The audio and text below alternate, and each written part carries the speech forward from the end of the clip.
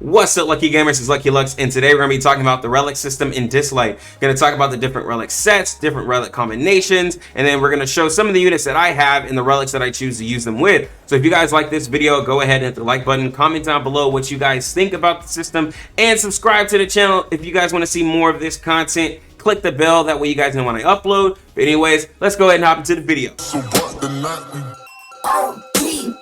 Know that the ride or die. So what are relics? Relics is going to be the equipment that you can put on your espers, right? So there's going to be a 4 set and then a 2 set, and they have it nicely pretty much laid out for us, where this is going to be your 4 set, this is going to be your 2 set. So I'm going to show you some of the sets that I have. So I have the War Machine set, which is going to be a 4 set that gives attack bonus of plus 30%. I have a speed set, which is very useful for PvP. I have a cooldown set, that's Ocean Waves. Let's see, what else do we have? We have the Hammer of Thor set, that's extra crit damage. The Hades set, that's extra lifesteal.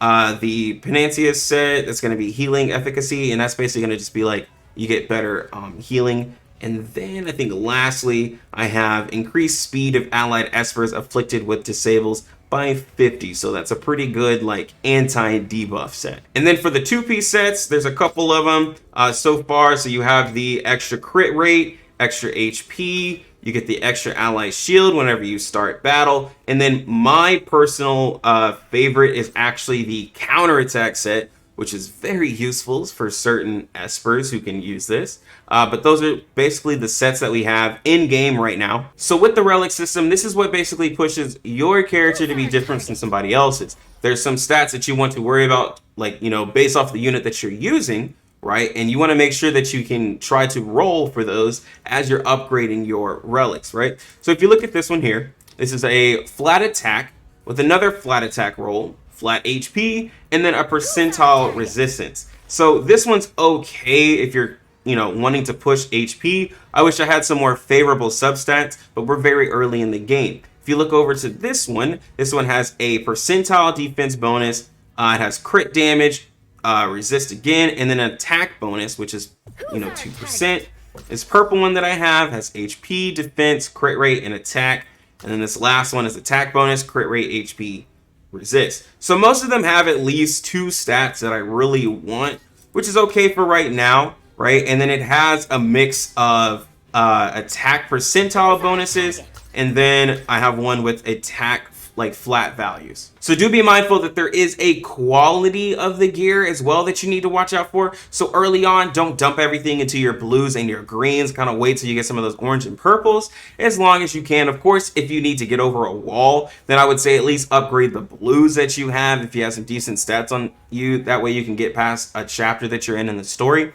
But I mean, look at the values. You're looking at the green. These are both upgraded at 3. But you're looking at one where the main set is 39 versus the blue's main set is 50. Looking at some of these values where it's 15 versus 12. And I know the HP is usually like 150 on the blue and 100 on the green. So those are very important, like, I mean, like values that you want to make sure that you have on your units. Because again, that can determine the difference between your character and someone else's. Something I do want to point out for those of you who are going to be starting out in Dislyte and those who have been playing and didn't know this, on your equipment, the top row is actually going to give you a flat value that's always going to be the same. It's going to be attack on this one, defense on this one, and then HP on this one here. And on the bottom, it can either be a bonus or a flat value. So you see I have HP bonus on this piece in War Machine, but if I look at another one, it can be flat HP, it can be crit rate, attack bonus.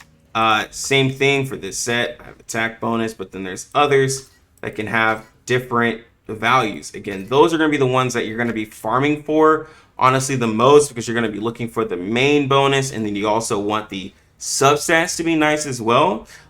for these top sets, right, when you're farming for them, you're just going to be mainly worried about the substats, which does help in the farming, but hopefully that tip can help you out. That way you're not just mindlessly farming and you at least have somewhat of an idea what you need to look for in your gear. So if you're like me, you got your legendary hero and you're getting your team together and you're just worrying about how to gear them and you're not exactly sure what gear to put on them, Dislyte actually has a system built into the game based off of people who actually have that unit and shows you the most popular ones. So if you go over here to the strategy tab, it actually shows you set recommendations for that unit. It shows you the one that people use the most. So as you can see here for my Neja, people like to use the crit damage set with the extra crit rate, or they like to use the extra attack and the crit rate, or they even go for the kind of bruisery roll, which I like personally with the Hades combination into the counter set. So with the relic system, you do want to be mindful of the content that you're doing, right? So if you're doing PvP, while these sets are really great and they're amazing, this is not exactly what you would want to always use. Now the Hades lifesteal,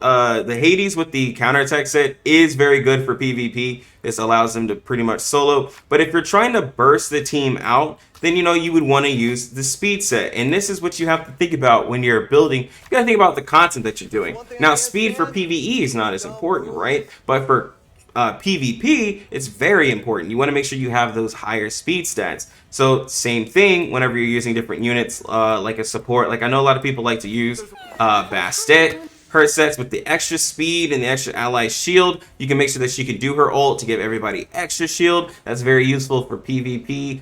Same thing in PvE. If you wanted to go before a lot of the enemies, she can use this. That way everyone's pretty much healed up. And the same thing with the cooldown set. You want to make sure that she can get her ultimate even quicker and still have that extra shield. Or if you want her to be tankier, she has a chance to freeze the target and have extra HP. So this is kind of making her more so annoying on the battle. But this is basically allowing you to use her completely different, and it gives you different strategies with your characters, and that's what I really like about the relic system. So there's various places that you can also get these relics, and you're probably wondering how can I farm them. So you're going to farm them in your trials, fighting the bosses. You can also just easily get them from the shop. You can purchase them from the gold shop, you can get them from your tournament shop, and then also the cube shop. You can get some pretty decent pieces from this as well, where you can start getting some of those 6-star pieces. But that's pretty much all I have for the relic system. Hopefully if you're just starting out, this is very useful to you in powering up your espers to get through the content. Maybe you were stuck in a chapter and you weren't quite sure what's going on with the relic system, or you just completely forgot about it, or I gave you some information